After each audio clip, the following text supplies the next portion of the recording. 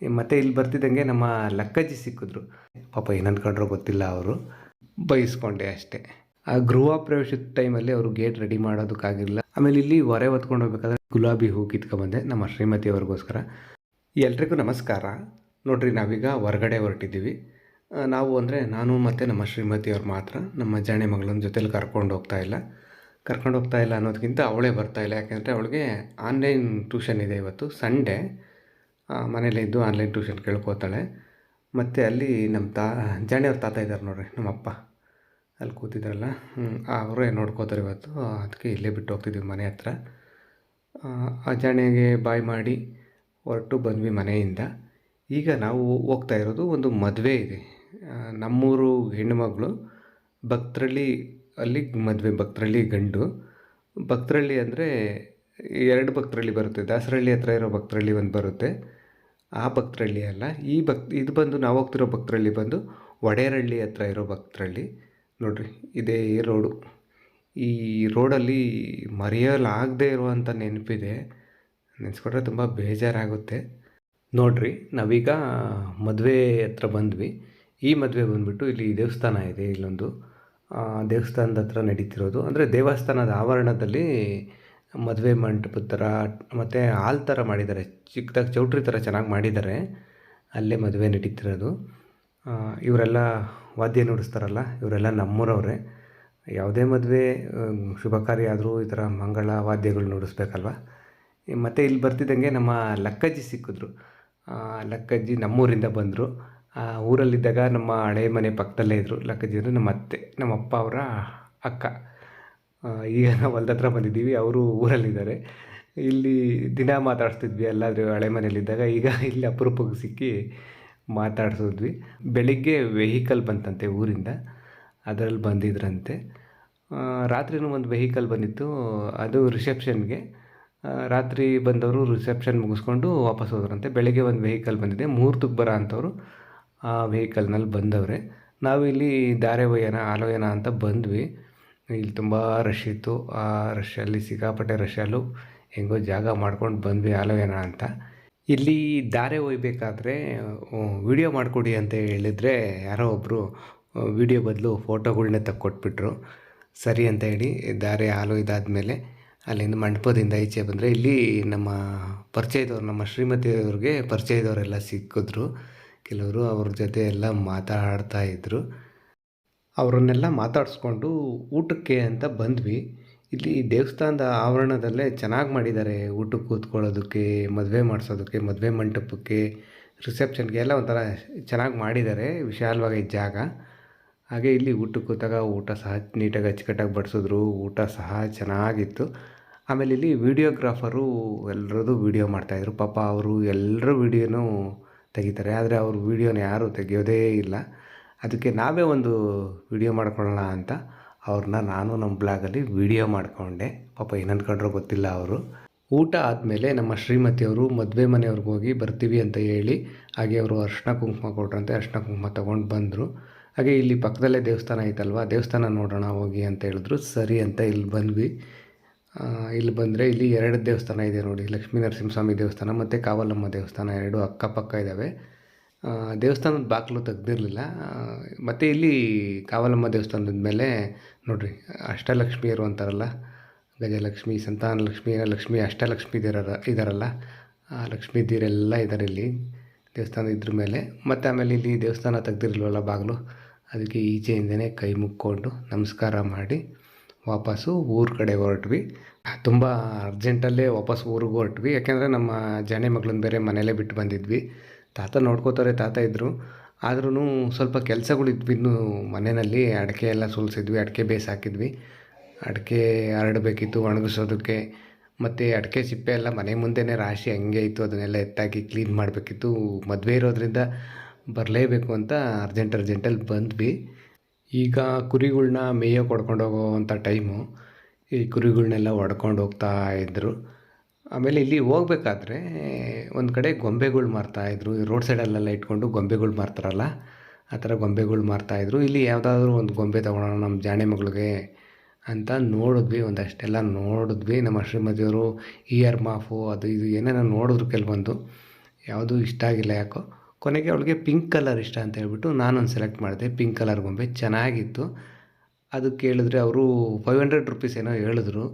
ನಾನು ಪುಸುಕ್ ಅಂತ ಹೇಳ್ಬಿಟ್ಟು ಅರ್ಜೆಂಟ್ಗೆ ಸುಮ್ಮನೆ ₹300 ಕೊಟ್ಬಿಡ್ತೀನಿ ಅಂತ ಒಂದೇ ಮಾತಲ್ಲಿ ಹೇಳಿದೆ. ಸರಿ ಅಂತ ಕೊಟ್ಟರು. ಆಗ ನಮ್ಮ ಶ್ರೀಮತಿಯವ್ರು ಬೈದರು. ಅವ್ರು ₹300 ಕೊಡ್ತೀನಿ ಅಂತ ಒಂದೇ ಸಲ ಹೇಳ್ತಿದ್ದಂಗೆ ಒಪ್ಕೊಂಡ್ರು ಅಂದರೆ ಅದ್ರ ರೇಟ್ ಕಡಿಮೆ ಇರ್ತೈತೆ. ನಿನಗೇನು ಗೊತ್ತಾಗಲ್ಲ, ದಡ್ಡ ನೀನು. ಅವ್ರು 500 ಹೇಳಿದ್ರೆ ನೀನು ಒಂದು 200ಕ್ಕಾದರೂ ಕೇಳಬೇಕು. 200 ಯಾವಾಗ ಒಂದು 55 ಕೇಳಿದ್ರೆ ಒಂದು 200, 250 ಕೊಡ್ಬೋದು. ಜಾಸ್ತಿ ಕೊಟ್ಟೆ ನೀನು ದಡ್ಡ, ನಿನಗೇನು ಗೊತ್ತಾಗೋದಿಲ್ಲ ಅಂತ ಬೈದರು. ಬೈಸ್ಕೊಂಡೆ ಅಷ್ಟೇ.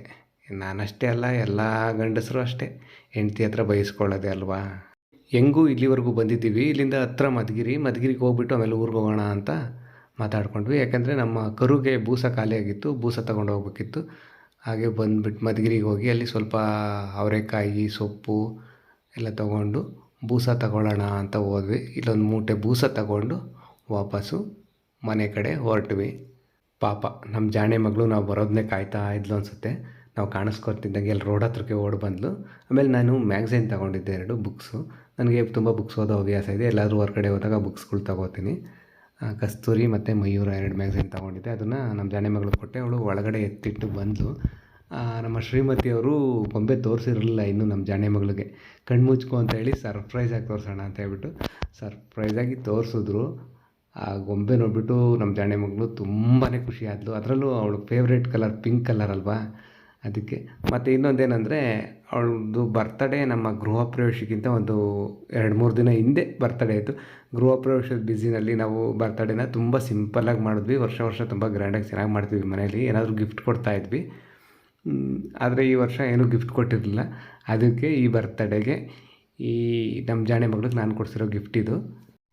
ನೆನ್ನೆ ಅಡಿಕೆ ಸುಲಿಸಿದ್ವಿ ಅಂತ ಹೇಳಿದ್ನಲ್ಲ, ನೋಡಿರಿ ಇಲ್ಲೆಲ್ಲ ಅಜಾರದಲ್ಲೆಲ್ಲ ಅಡಿಕೆ ಸಿಪ್ಪೆ ಎಲ್ಲ ಹಂಗೆ ಬಿದ್ದಾವೆ. ಇದೆಲ್ಲ ಅಡಿಕೆ ಸಿಪ್ಪೆ ಎಲ್ಲ ಎತ್ತಾಕಿ ಕ್ಲೀನ್ ಮಾಡಬೇಕು. ನಮ್ಮ ಜಾಣೆ ಮಗಳಿಗಂತೂ ತುಂಬಾ ಖುಷಿ ಆಯಿತು. ತಾತ ಅಂತೂ ಬೈತಾ ಆಯ್ತು ಇವ್ರ ತಾತ. ಯಾವಾಗಲೂ ಎಲ್ಲೋದ್ರೂ ಒಂದು ಗೊಂಬೆ ಏನಾದರೂ ಎತ್ಕೊಬರ್ತೀರಾ, ಸುಮ್ಮನೆ ಚೀಲದಲ್ಲಿ ತುಂಬಿಕಕ್ಕೆ ಅಂತ. ಅಂದರೆ ಇವಳ ಹತ್ರ ಇರೋ ಟಾಯ್ಸ್ಗಳು ಒಂದು 2 ಚೀಲ ಇವರಮ್ಮ ತುಂಬಿ ಎಲ್ಲ ಮೇಲೆ ಎತ್ತಿಟ್ಬಿಟ್ಟವ್ರೆ. ಅದಕ್ಕೆ ಹೆಂಗೆ ಬೈತಾ ತಾತ ಹೇಳ್ತಾಯಿದ್ರು. ನಮ್ಮ ಶ್ರೀಮತಿಯವರಂತೂ ಬರ್ತಿದ್ದಂಗೆ ಅಪ್ಪ ನಂಗೆ ಸುಸ್ತಾಗ್ತಾಯಿದ್ದಪ್ಪ ಸೀರೆ ಉಟ್ಕೊಂಡು ಅಂತ ಹೇಳಿ ಮಲಗೋಗ್ಬಿಟ್ರು. ಒಂದು 10 ನಿಮಿಷ ರೆಸ್ಟ್ ಮಾಡ್ತೀನಿ ಅಂತ. ಅಂದರೆ ಡೈಲಿ ಸೀರೆ ಉಡೋರಿಗೆ ಏನೂ ಅನಿಸೋದಿಲ್ಲ. ಅಪರೂಪಕ್ಕೆ ಅಂದರೆ ಹಬ್ಬ ಹರಿದಿನ ಫಂಕ್ಷನ್ನು ಇಂಥ ಟೈಮಲ್ಲೆಲ್ಲ ಸೀರೆ ಉಟ್ಕೋತಾರಲ್ಲ, ಅವ್ರಿಗೆ ತುಂಬ ಸೀರೆ ವೇರ್ ಮಾಡಿದ್ರೆ ಅದೇ ಸುಸ್ತು ಸುಸ್ತಾಗುತ್ತೆ. ಆಮೇಲೆ ಸಂಜೆ ಗೇಟ್ ರೆಡಿಯಾಗಿದೆ ಅಂತ ಕಾಲ್ ಮಾಡಿದ್ರು ಇವರು. ಅಂದರೆ ನಮ್ಮ ಮನೆ ಮುಂದೆ ಶೀಟೆಲ್ಲ ಹಾಕ್ಕೊಟ್ಟಿದ್ರು. ಅವ್ರಿಗೆ ಗೇಟ್ ರೆಡಿ ಮಾಡಿಕೊಡ್ರಿ ಅಂತ ಹೇಳಿದ್ವಿ. ಆ ಗೃಹ ಪ್ರವೇಶದ ಟೈಮಲ್ಲಿ ಅವರು ಗೇಟ್ ರೆಡಿ ಮಾಡೋದಕ್ಕಾಗಿರಲಿಲ್ಲ. ಅವ್ರಿಗೇನೋ ಬೇರೆ ಕಡೆ ಎಲ್ಲ ಕೆಲಸ ಇತ್ತಂತೆ, ಬೇರೆ ಕಡೆ ಹೊರಗಡೆ ಕೆಲಸಕ್ಕೆ ಹೋಗಿದ್ರು. ಹಾಗಾಗಿ ಸರಿ ಇವಾಗೇನು ಬೇಡ, ನೀವು ಬಂದು ರೆಡಿ ಮಾಡಿಕೊಡ್ರಿ ಯಾವಾಗ ಆಗುತ್ತೋ ಆಗ ಅಂತ ಹೇಳಿದ್ವಿ.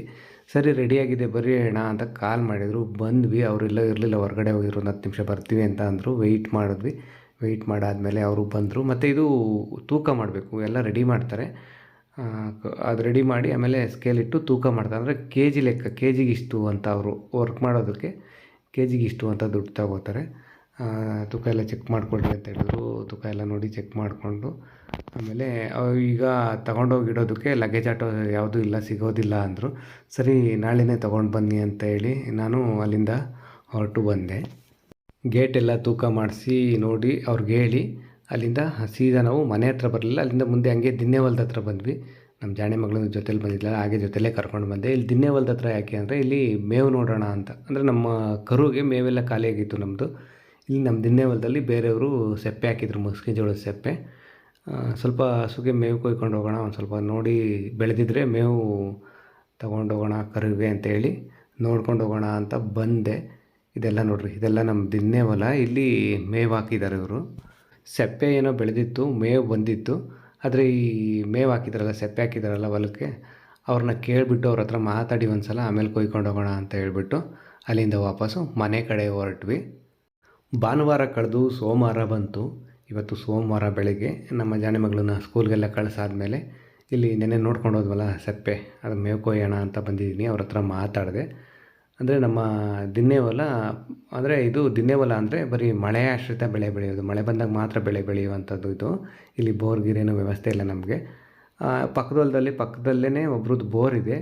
ಅವರೇ ಇಲ್ಲಿಗೆಲ್ಲ ನೀರು ಬಿಟ್ಕೊಂಡು ಅವರೇ ಏನಾದರೂ ಬೆಳ್ಕೋತಾರೆ. ನಾವು ಒಂದು ಬೆಳೆಗೆ ಇಷ್ಟು ಅಂತ ದುಡ್ಡು ಕೊಡ್ತಾರೆ. ಆ ಥರ ಕೊಟ್ಟಿದ್ದೀವಿ ಇದಕ್ಕೆ. ಇಲ್ಲಿ ಸೆಪ್ಪೆ ಹಾಕಿದ್ರಲ್ಲ, ಮಾತಾಡಿ ಅವ್ರ ಹತ್ರ ಸೆಪ್ಪೆ ಕೊಯ್ಕೋತೀವಿ ಮೇವು ಅಂತೇಳಿ ಬಂದು ಇಲ್ಲಿ ಮೇವು ಕೊಯ್ಕೊಂಡೆ. ಮೇವು ಕೊಯ್ಕೊಂಡ್ಮೇಲೆ ಮೇವಿಗೆ ಹೊರೆ ಕಟ್ಟಬೇಕು. ಹೊರೆ ಕಟ್ಟೋದಕ್ಕೆ ನಾನು ಹಗ್ಗ ಗಿಗ್ಗ ಏನೂ ತಂದಿಲ್ಲ. ಇಲ್ಲಿ ಪಕ್ಕದಲ್ಲೇ ತೋಟ ಐತೆ, ನಮ್ಮ ಹೊಲದ ಪಕ್ಕದಲ್ಲೇ. ಇಲ್ಲೇ ಬಂದುಬಿಟ್ಟು ಈ ತೋಟದಲ್ಲಿ ಹಸಿ ಅಡಿಕೆ ಗರಿ ಇದ್ವು. ಹಸಿ ಅಡಿಕೆ ಗರಿನಲ್ಲಿ ಇಲ್ಲಿ ಬಳ್ಳಿ ಸಿಕ್ಕೊಂಡಿದ್ದೀನಿ ನೋಡಿರಿ, ಇದರಲ್ಲೇ ಹೊರೆ ಕಟ್ಟೋದು.